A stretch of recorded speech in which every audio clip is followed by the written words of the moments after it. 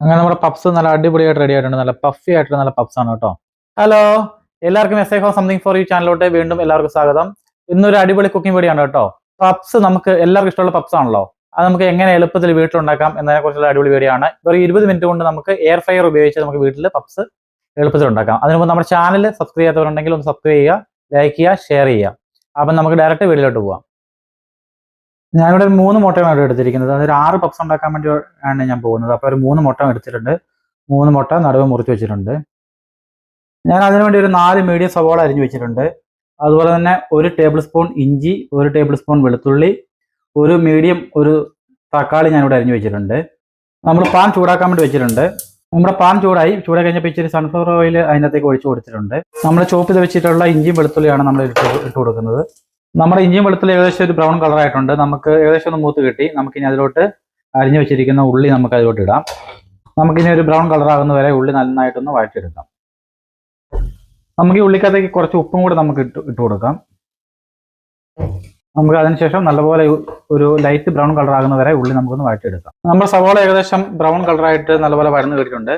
നമുക്ക് ഇതിലോട്ട് അരിഞ്ഞു വെച്ചേക്കുന്ന തക്കാളി നമുക്ക് ഇട്ട് കൊടുക്കാം. നമ്മൾ തക്കാളി ഇട്ടു. തക്കാളി കൂടെ നമുക്ക് നല്ലപോലെ ഇതിനകത്തിട്ട് വഴറ്റിയെടുക്കാം. നമ്മുടെ ഉള്ളി ഏകദേശം വഴന്ന് വന്നിട്ടുണ്ട്. നമുക്ക് അതിലോട്ട് കുറച്ച് കറിവേപ്പില ഇട്ട് കൊടുക്കാം. അത് ഒന്നുകൂടെ ഒന്ന് വഴറ്റിയെടുക്കാം. നമ്മുടെ സവോളയൊക്കെ നല്ലപോലെ വഴന്നിട്ടുണ്ട്. നമുക്ക് ഇതിലോട്ട് പൊടി ഇട്ട് കൊടുക്കാം.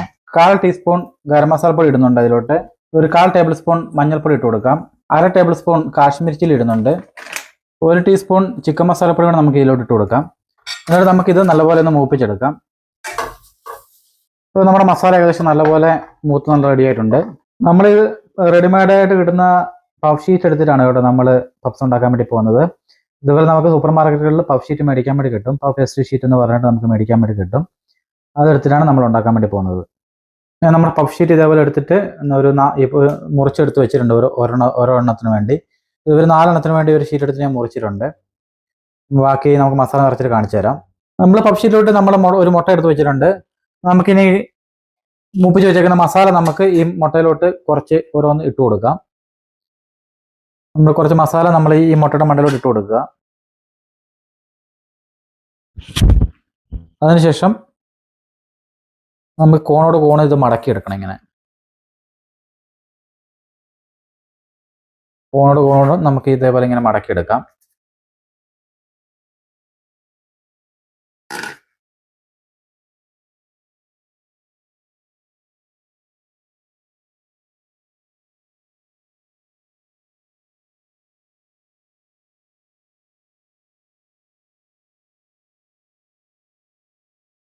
അതിനുശേഷം നമുക്ക് ഒരു മുട്ട ഞാൻ ഇവിടെ ബീറ്റ് ചെയ്ത് വെച്ചിട്ടുണ്ട്. ഈ മുട്ട നമുക്ക് ചെറിയൊരു നല്ല ബ്രൗൺ കളർ കിട്ടാൻ വേണ്ടിയാണ്. നമുക്ക് ഈ മുട്ടയും കൂടെ ഇതിൻ്റെ മേത്ത് ചുമ്മാ ചെറുതായിട്ടൊന്ന് ഇതേപോലെ ഒന്ന് തേച്ച് പിടിപ്പിച്ച് കൊടുക്കാം.